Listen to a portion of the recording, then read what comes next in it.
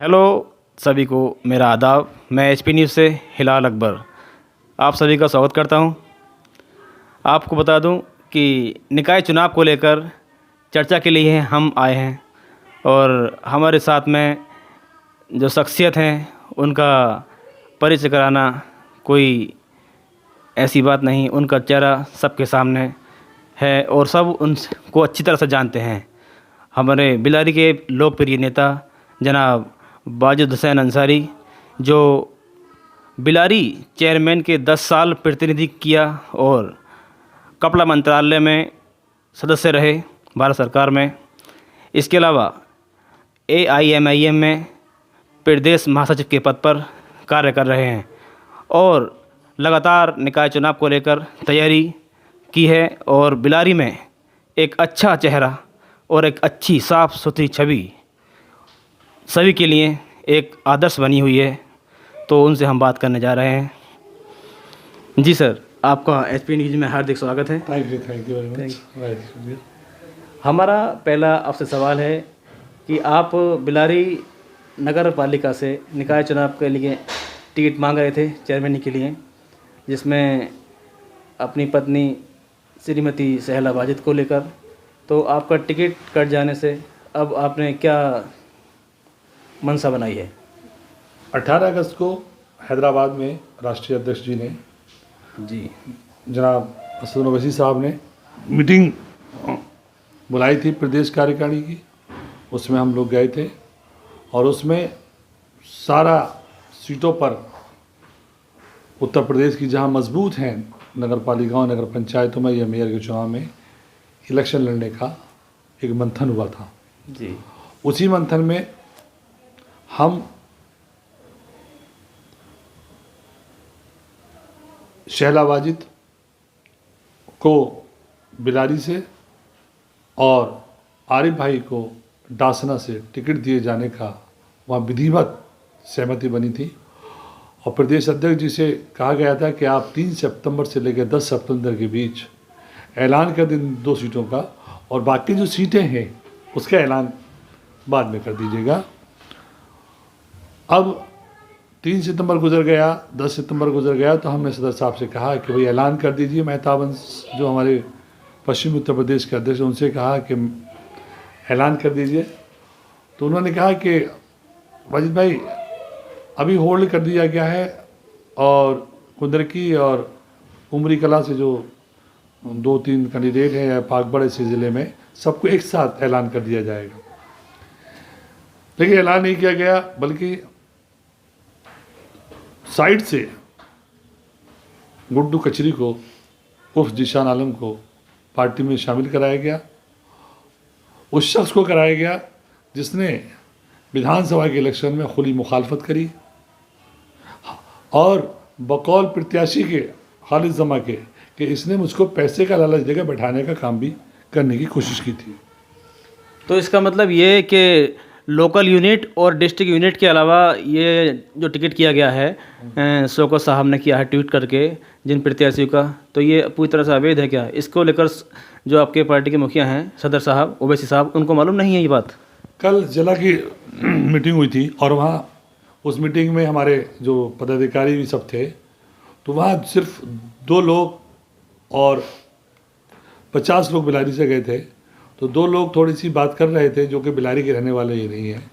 उन पर उनको मार पीट करने का नौबत आ गई थी कि भाई जब जिसने वफादारी से इलेक्शन लड़ाया है, जो वफादार रहा है पार्टी का, उसको टिकट मिलना चाहिए। रही बात टिकट की, तो मुझे नहीं लगता कि शौकत साहब ने क्यों मुकर गए। तो वो तो ये कह रहे हैं जो जिसको टिकट मिला है कि मैंने तो प्रदेश के पदाधिकारियों के मुंह को पैसे से बंद कर दिया। हमने इसकी शिकायत वहाँ भी कही। मैं सदर साहब शौकत साहब इस तरह के इल्ज़ामात लग रहे हैं। अल्लाह के लिए हम भी आपसे जुड़े हैं और लोकल टीम भी जुड़ी है, पार्टी के वफादार हैं। इसको रोकिए, नहीं तो पार्टी जहाँ से चली थी वहाँ समाप्त हो जाएगी।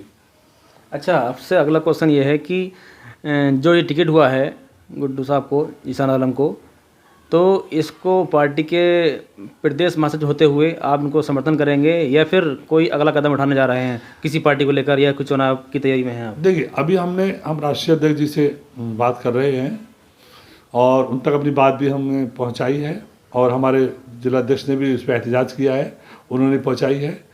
और यहाँ की टीम में सब लोग हैं, मैं उनका ममनून हूँ, चाहे वह खालिद साहब रहे हों या शमशाद अंसारी रहे हों या नगर अध्यक्ष साहब रहे, इन्होंने ज़बरदस्त विरोध किया है। वो हम किसी भी कीमत पर इसको लड़ाएंगे नहीं, ये मुनाफिक आदमी है, इन्हें पार्टी के खिलाफ काम किया है और ये बदनाम कर रहा है सब। अच्छा, आप जैसे मान लो मैदान में आते हैं तो आप निकाय चुनाव में आपके क्या रणनीति रहेगी और आप किन मुद्दों को लेकर मैदान में आएंगे? देखिए, सबसे पहला तो इन 5 सालों में 3000 लोग बिलारी में ख़त्म हुए हैं ड्यू टू डेंगू। यहाँ पर इतनी बुरी हालत है कि नाले बिल्कुल खुले हुए हैं, मच्छर इतने हैं कि यहाँ पर गरीब आदमी इलाज भी नहीं करा पाता और डेंगू का शिकार होकर के उसकी वफ़ात हो जाती है। हम यही कहेंगे पार्टी के वफादारों से और सभी पार्टी के वफादारों से और चेयरमैन साहब से भी कहेंगे कि वो इसको पैसा ला करके और यहाँ पर इन नालों का चौड़ीकरण कराएं, नहीं तो आने वाला वोट कराएगा। हमारी प्राथमिकता है ये। अगर हमें चेयरमैन ही आती है तो सबसे पहला काम हम नालों का करेंगे, बंद नाले बनाएंगे सीवर टाइप के, ताकि इस छुटकारा मिल सके। और दूसरा, हम यहाँ पर सोलर लाइट लगवाएंगे, यहाँ पर बारात घर खुलवाएंगे, यहाँ पर पानी का बिल माफ़ कर देंगे और अगर हमारा राइट होगा कि गृह कर है तो उसको हाफ़ कर देंगे। बाज़ार में जो शुल्क दिया जाता है उसको भी हाफ़ कर देंगे। नगर पालिका में जो मार्केट लगती है उसको फुल कवर्ड कराएंगे ताकि बाहर के लोगों को परेशानी ना हो और बारिश में बैठ करके वो यहाँ पर बिजनेस कर सके। और प्रधानमंत्री रोजगार योजना, मुख्यमंत्री रोजगार योजना, बहुत सारी योजनाएं आ रही हैं। उन योजनाओं को हम हर मोहल्ले में जनता अदालत लगा करके फॉर्म भरवाएंगे और उनको उसका फ़ायदा दिलाएंगे ताकि वो कारोबार से जुड़ सकें और स्वावलंबी बन सकें। ये हमारी कोशिश होगी। और नगर में हम जैसे वह है वहाँ पर जोर है, वहाँ पर हम कोशिश करेंगे एक इंटर कॉलेज की लड़कियों के लिए, और वहाँ पर हम कोशिश करेंगे कि वहाँ का यहाँ का पूरी बाज़ार का पूरी बस्ती का पानी वहाँ भी झील टाइप बनवाएंगे, एक वाटर प्लांट लगवाएंगे ताकि उस झील के पानी से वाटर प्लांट में जो है बोतल बनाई जा सके। अच्छा, एक बीते कल का क्वेश्चन है, जैसे आपके वालिद साहब 10 साल चेयरमैन रहे, ठीक, तो उन 10 सालों में आपने सूत डिपो या बुनकर समाज के लिए ऐसा कुछ क्यों नहीं किया, उसमें को लेकर क्या कहेंगे? सूत डिपो की जहाँ तक बात है, ये हमारे कार्य क्षेत्र में नहीं आता था, लेकिन हमने इसके लिए लगातार कपड़ा मंत्रालय में रहते हुए भी और वैसे भी कोशिश करी। लेकिन ये कहावत है ना कि जब अपना ही साया हो तभी काम सही होता है, दूसरे का साया कभी कभी मुँह जुबान पर ताले लगा देता है।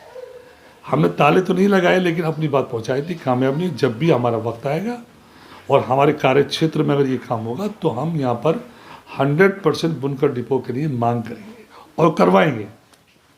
अच्छा, हम अंतिम क्षण में चल रहे हैं, इसमें आपका लास्ट क्वेश्चन ये होगा कि नगर में कितनी जातियां रहती हैं और कितनी जातियों के समीकरण को लेकर कितने लोग आपका समर्थन में हैं और कौन कौन लोग आपका साथ दे रहे हैं, इस तरह से? देखिए, वैसे तो हमने कभी भी जाति लेवल पर कभी पॉलिटिक्स नहीं करी है, नाम पर कोई आरोप है।